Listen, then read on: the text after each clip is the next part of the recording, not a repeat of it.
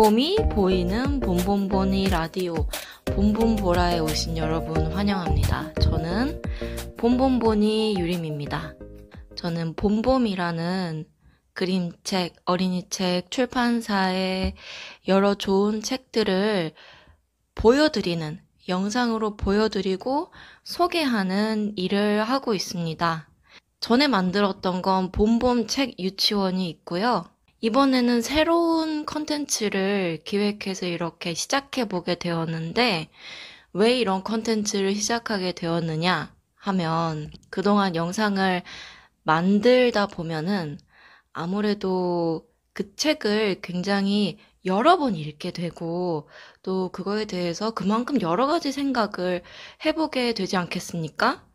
근데 이제 그거를 영상으로 담아내기에는 한계가 있는 부분들도 있어서 그냥 그 책을 만들면서 생각했던 그런 것들을 편안하게 이야기하는 수다 떠는 라디오 형식의 그런 콘텐츠도 있으면 좋겠다라는 생각이 들어서 요런 시작을 해보게 되었습니다. 그래서 오늘 첫 번째로 다루게 될 책은 무엇이냐 하면 바로 이 뒤에 보이는 오래오래라는 김상규 작가님의 책입니다. 저는 이 책을 처음에 도서관에서 봤는데요. 도서관에 이제 서가의 책이 이렇게 쫙 꽂혀 있잖아요. 그 중에 이 책을 보는데 이제 제목이 굉장히 짧고 그리고 글씨체가 좀 독특하고 꼭 이렇게 손글씨처럼 보이고 뭔가 눈길이 가네 라고 해서 뽑아봤던 기억이 나요. 그리고 이 오래오래라는 게 뭐가 오래오래라는 거지? 뭐 어떡하라는 거지? 근데 표지를 봤는데 뭔가 귀여운 다람쥐가 있고 숲속이 표현이 되어 있고 뭘까? 나 숲 좋아하는데? 요런 생각들로 이제 이 책을 넘겨보게 되었던 것 같아요. 오래오래라는 거는 이 책에서는 뭐 오래오래 살고 싶다 였는데 많은 소망을 표현하는 말인 것 같기도 해요. 오래오래 뭐 행복하고 싶다. 오래오래 건강하고 싶다. 이렇게 자기가 가지고 있는 욕망이나 소망이 드러날 때 그 앞에 붙이는 말이 오래오래가 아닌가라는 생각이 또 듭니다. 근데 이제 이 책에서는 욕망하는 것이 여기 이 귀여운 다람쥐가 욕망하는 것은 다름 아닌 오래오래 사는 것이에요. 이 친구가요, 숲속에서 버섯을 하나 따먹습니다. 근데 이제 버섯을 먹고 나서 배가 아픈 거죠. 그래서 나는 이제 죽었구나. 나는 이제 오래 살지 못하겠구나. 어떡하지? 라는 걱정에 휩싸여서 오래 산다는 동물들을 찾아다니면서 만나기 시작합니다. 그리고 이제 물어보는 거죠. 어떻게 하면 오래오래 살 수 있어? 너처럼 오래 살려면 어떻게 해야 돼? 라고 물어보는 거예요. 그래서 어떤 친구는 나는 될 게 아니야. 쟤가 더 오래 살아서 쟤한테 가봐. 또 걔한테 가면은 나보단 걔가 더 오래 살았지 하면서 이제 저 다람쥐가 점점점 끝판왕을 만나게 되는 거죠. 근데 이제 그 끝판왕을 만나러 갔을 때 저 다람쥐에게 해답을 준 것은 뜻밖의 존재였는데 점점점 그 존재가 어떤 존재였을지는 책에서 직접 확인해 보시면 좋겠습니다. 네, 근데 그 존재가요, 그 미미한 존재가요, 책을 여러 번 보다 보니까 거의 초반부터 저 다람쥐 곁에 이렇게 맴돌고 있더라고요. 그래서 마치 그것은 어떤 오래오래 살고 싶다라는 강렬한 욕망의 해답이 이미 근처에 있다. 그렇게 대단한 것이 아니다. 사소하고 우리 주변에 있다. 라는 것을 표현하는 게 아닐까라는 생각도 들었습니다.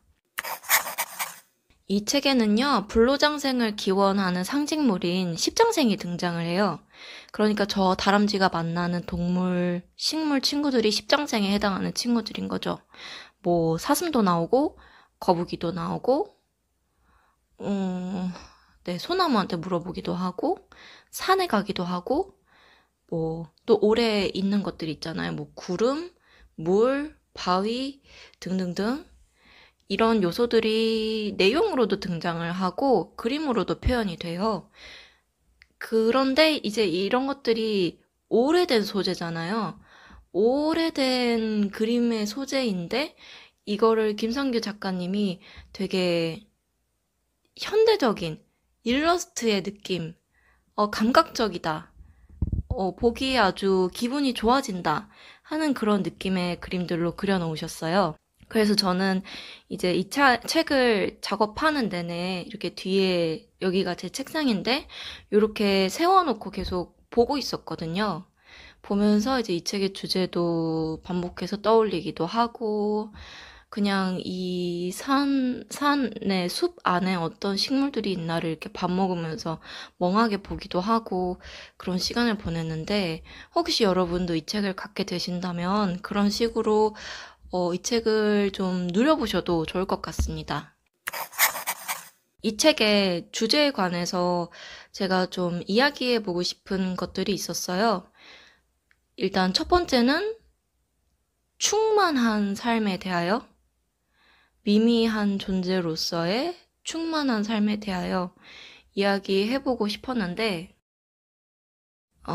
충만하다는 거는 제가 하루하루를 살아가면서 중요하게 생각하는 가치 중에 하나입니다.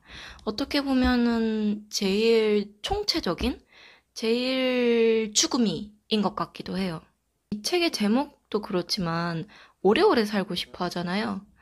또 이거는 인간의 아주 오래된 욕망이고 아주 옛날 사람들도 십장생도라는 그림을 그려서까지 그 오래 살고 싶다는 욕망을 표현하기도 했고 근데 오래오래라는 것은 좋지만 물론 오래 살면 좋지만 그거에는 한 가지의 조건이 더 필요한데 저는 그게 충만한 삶이라고 생각하고 있는 거고요.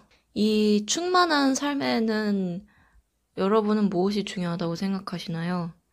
저는 이 책을 읽는 동안 생활하면서 떠올렸던 단어는 음미였어요. 음미하는 거. 사실 뭐 어떤 마음 챙김이랄지 명상이랄지 그런 하루를 잘 살아가기 위한 마음가짐 이런 것들을 강조하는 이야기들에서 자주 나오는 단어들이기도 하죠. 근데 이 음미라는 게 시간 개념하고 맞물려서 생각해 보면은 어쩌면 이게 다인 것 같다는 생각이 들기도 하더라고요. 그러니까 오래오래라는 건 뭘까? 또 이제 그런 얘기도 하잖아요.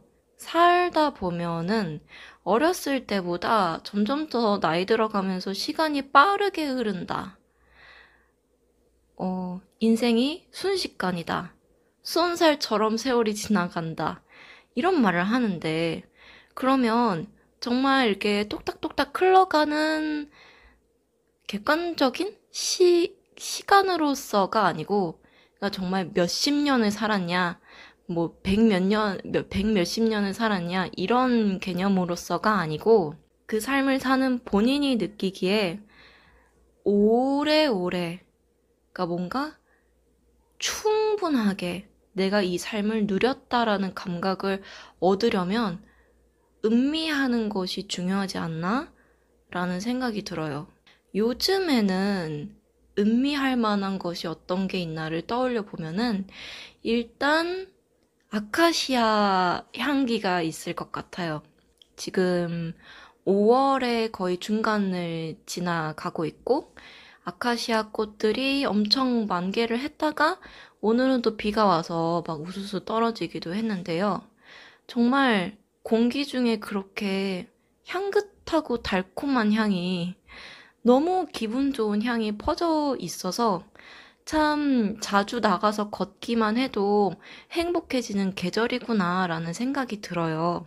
근데 이 향기를 아마 그냥 지나칠 수도 있겠죠? 그냥 어디서 난 냄새지? 향기가 좋네. 근데 그럴 때 잠깐 멈춰서 정말 그 공기가 내 온몸 가득 퍼진다고 상상하면서 정말 너무, 너무 좋다. 너무 좋다라고 하면서 꼼꼼하게 그 냄새를 맡아보는 순간들이 음미하는 순간이 아닌가 싶어요. 그렇게 음미하는 순간이 많아질 때 많아지는 게 힘들다면 그런 순간이 하루에 한두 번이라도 있을 때 그 하루가 조금 더 충만하게 느껴지지 않나 싶기도 하네요. 전 또 영화와 드라마를 좋아하기 때문에 이런 메시지를 담은 영화와 드라마도 떠오르기는 했는데요. 일단 가장 먼저 떠오르고 또 대중적이라고 할 수 있는 것은 어바웃 타임이죠. 어바웃 타임 좋아하시는 분들 많은 걸로 알고 있는데, 어바웃 타임은 시간을 되돌아가서 다시 살 수 있는 그런 능력을 가진 부자, 그러니까 아버지와 아들로 내려오는 그런 능력을 가진 사람의 이야기인데, 그러니까 그 능력을 물려준 아버지가 아들한테 그런 얘기를 해요. 행복의 비결을 알려주겠다. 그러니까 엄청난 비밀을 알려주겠다라고 하면서 알려주는 게 뭐냐면, 일단은 평범하게 하루를 살고 다시 돌아가서 그 하루를 똑같이 사는 거예요. 근데 이제 같은 하루를 반복해서 살면은 놓쳤던 아름다움들을 발견하게 되고 아니면은 웃을 만한 포인트들을 놓치지 않고 넘어가고 같은 상황에서 더 친절을 베풀어서 상대방도 더 기분 좋게 할 수도 있고 짜증이 날 만한 상황이지만 그래도 그거를 어떻게 즐기는 상황으로 바꿔보기도 하고 이런 식으로 같은 하루를 다르게 살아보는 거죠. 그러면은 그것이 바로 행복의 비결이다 라고 말하는 장면이 있는데 그런 메시지도 상당히 와닿는 내용이었던 것 같고요. 또 일본 드라마 안도 사쿠라 배우가 나왔던 브러쉬업 라이프도 비슷한 주제를 담고 있습니다. 브러쉬업 라이프도 인생을 몇 회차 사는 내용이에요. 그러니까 인생을 몇 회차 살면서 이런 것도 됐다가 저런 것도 됐다가 근데 결국에는 뭔가 다시 제자리로 돌아와서 일상에서 어떻게 이 하나뿐인 인생을 어떻게 한 번뿐인 인생을 살아갈 것인가 하는 내용을 주제를 굉장히 재미있게 전달하는 그런 드라마니까요. 궁금한 분들은 한번 보시기 바라고 그리고 제가 언급하고 싶은 마지막 드라마는 일본 드라마, 역시 일본 드라마인데요. 수박이라는 드라마가 있어요. 그 드라마의 한 주인공이 아이스크림을 사러 갑니다. 아이스크림을 사러 가서 먹었는데 이제 막대 아이스크림인데 막대기 끝에 하나 더 혹은 꽝 이렇게 적혀 있는 거예요. 그래서 그 하나 더가 나오면은 이제 그 하루 중에 가서 바꾸면은 하나 더 먹을 수 있는 거죠. 근데 그날은 엄청 운이 좋은 날이었는지 하나 더가 계속 나오는 거예요. 그래서 막 이제 배탈 날 것 같아 할 때까지 그거를 먹는데 이게 행운이 반복되는 게 꼭 좋기만 한 게 아니고, 적당한 때에 멈춰줬으면 좋겠다라는 감각이 드는 거죠. 그래서 다행히 어느 순간에는 꽝이 나오는데, 이제 그 드라마 전체 에피소드가 마무리될 때 그 주인공이 어떤 이야기를 하냐면, 인생도 비슷한 것 같다. 무조건 하나 더, 한 번 더 해서 계속 그냥 길게만 사는 삶이 좋은 삶은 아닌 것 같다는 거죠. 나는 딱 알맞게 달콤하게 즐기고 죽을 때, 다 살았다. 이 삶을 나는 다 살았다. 하고 뭔가 짐을 내려놓는 홀가분한 기분으로 떠나고 싶다. 라는 이야기를 하는데 그 장면이 연상되는 오늘의 책 오래오래였습니다. 제가 이 책을 추천하고 싶은 분들은요. 마음이 촉박하신 분들, 너무 많은 걱정에 짓눌려서 이제 시간이 무겁게 느껴지시는 분들, 그런 분들이 이 책을 보시면은 기분 전환, 숲을 걸으면서 동물들을 만나는 듯한 그런 기분 전환과 또 하루를 다시 시작할 수 있는 에너지를 얻으실 수 있을 거라고 생각합니다. 그리고 이 책에 대해서 제가 만든 영상이 있는데요. 그 영상에는 저희 동네에 있는 산인 불암산의 5월이 담겨 있어요. 그 푸르름을 느껴보시면서 그 영상도 오래오래라는 이 책도 재미있게 즐겨보셨으면 좋겠습니다. 그러면 봄봄보라 1회는 여기서 마무리하도록 하겠습니다. 모두들 향긋하고 충만한 5월 되시기 바랍니다. 안녕!